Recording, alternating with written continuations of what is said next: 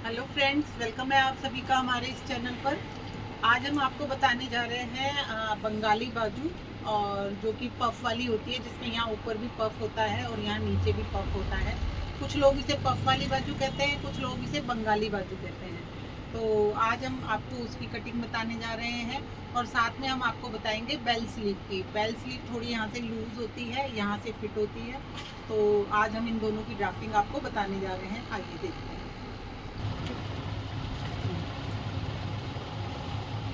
देखिए, इसकी जो बाजू की लेंथ है वो है 8 इंच, आर्म होल 17 इंच और मोहरी है 12 इंच। और इसमें हमने एक नाप और लिया है वो चेस्ट का, वो बताती हूँ क्यों लिया है हमने।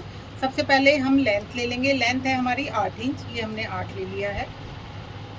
और इसको नीचे ले लेंगे हम 2.5 इंच।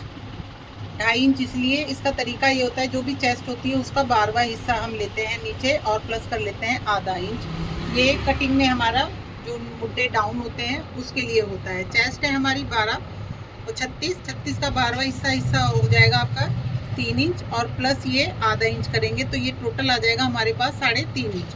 तो यहाँ से आप देखिए 3.5 इंच हम नीचे लेंगे और इस लाइन को हम इस तरीके से पूरा सीधा मिला देंगे। देखिए ये ठीक है। ये हमारी लंबाई 8 इंच हो गई है और ये हमारा यहाँ से 3.5 इंच हमने नीचे ले लिया। अब आते हैं हम आर्म होल पे। आर्म होल हमारे 17 इंच है। अब तक हमने जो सिंपल बाजू ली है उसमें हमने ये 8.5 इंच लिया है, लेकिन ये 8.5 इंच अगर हम लेते हैं तो ये बिल्कुल फिक्स होता है। लेकिन हमें बनानी है पफ वाली, यानी हमें एक्स्ट्रा कपड़ा चाहिए इसमें। तो उसके लिए दो तरीके हैं। एक तो यह है, आप यहाँ से 2.5 इंच के आसपास एक्स्ट्रा ले लीजिए और उसके बाद जो आपका आर्म होल बनता है उसको लीजिए इस तरीके से।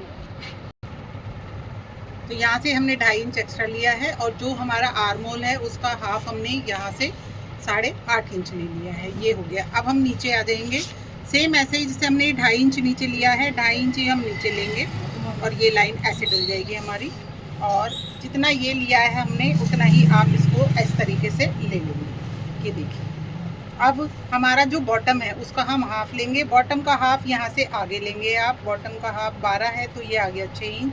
इससे आगे आप 6 इंच लेंगे, ये देखिए, और इसको आप इससे इस तरीके से मिला देंगे। ठीक है।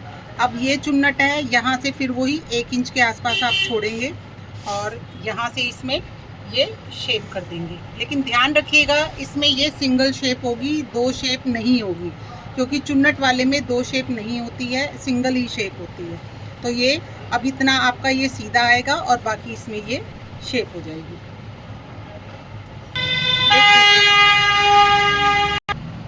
देखिए जी, कटिंग के बाद ये कुछ ऐसा आएगा। अब मैं इसे खोल के दिखाती हूँ आपको। तो ये इस तरीके से पीस आएगा।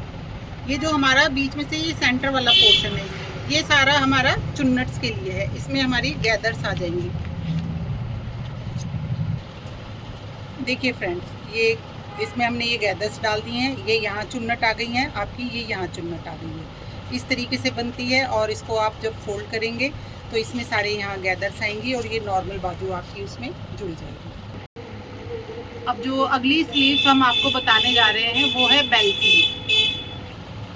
ये है हमारी bell sleeve. Bell sleeve mostly छोटी होती हैं, एल्बो से ऊंची ही होती हैं। इसमें हमने 4 इंच की ली है। तो ये देखिए, ये 4 इंच हमारी बेल स्लीव हो गई है। इसका जो सेंटर पॉइंट है 4 का हाफ 2 इंच आप ले लेंगे और इसको यहाँ से इस तरीके से सीधा मिला देंगे। अब हमारे जो आर्म होल हैं उसका हाफ लेंगे अब, यानी ये हमने आर्म होल का हाफ ले लिया है। ठीक है। इसमें नीचे बॉटम कुछ नहीं होती है, बॉटम हमारी फ्री होती है क्योंकि ये लूज होती है। और इसमें भी ये ऊपर वाली शेप सिंगल ही होती है, इस बात का आप बहुत ध्यान रखेंगे। ये शेप एक ही होती है, सिंगल ही होती है, इस चीज़ का आप खास तौर पे ये ध्यान रखेंगे। अब आपको क्या करना है, जो नीचे वाली चीज़ है आपकी ये है, इसको यहाँ से इस वाली पोर्शन को 1 से 1.5 इंच आप ऊपर लेंगे। ठीक है। और जो ये निशान है आपका, इसको ऐसे लेकर और इसको आप बेल की तरह ऐसे स्लीव्स में शेप देंगे। ये देखिए इस तरीके से, ये देखिए इस तरीके से ये शेप आ जाएगी आपकी। ये अब मैं कटिंग करके दिखाती हूँ तो आपको ज़्यादा क्लियर होगा। देखिए, ये कटिंग के बाद आपको देखिए ये बेल जैसा दिख रहा है, इसीलिए इसे बेल स्लीव बोलते हैं। तो आपने देखा बेल स्लीव और आज बंगाली बाजू की हमने आपको ड्राफ्टिंग बताई है, तो आप इसको ट्राई करके ज़रूर देखिएगा। और मैं पहले भी कह चुकी हूँ, फिर कह रही हूँ, पैटर्न में हम सिलाई मार्जिन नहीं लेते, सिलाई मार्जिन आपको अलग से एक्स्ट्रा लेना पड़ेगा। अगर आपको ये ड्राफ्टिंग अच्छी लगी है और आपको समझ आई है तो आप प्लीज़ हमें कमेंट करिएगा। और अगर आपको इसमें कोई भी चीज़ ऐसी है जो आपको समझ में नहीं आई है तो भी प्लीज़ आप कमेंट कीजिएगा।